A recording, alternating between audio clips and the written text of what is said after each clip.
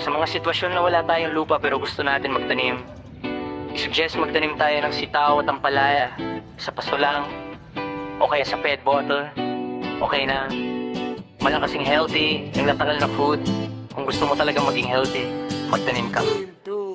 Magtanim tayo ng sitaw at ampalaya sa paso lang o sa pet bottle lang. Okay na. Magtanim tayo ng sitaw at ampalaya sa paso lang o sa pet bottle lang. Okay na. Magtanim tayo ng sitaw at ampalaya sa paso lang o sa pet bottle lang. Okay na. Magtanim tayo ng sitaw at ampalaya sa paso lang o sa pet bottle lang. Okay na. Sitaw at ampalaya, kaya nating itanim kahit walang lupa, di bale na may bata sa paso. Basta sa paso natin itanim ang sitaw at ampalaya. Sa kale, sa pasilyo, o kaya sa likod ng bahay. Pwede rin nabubuhay kahit saan.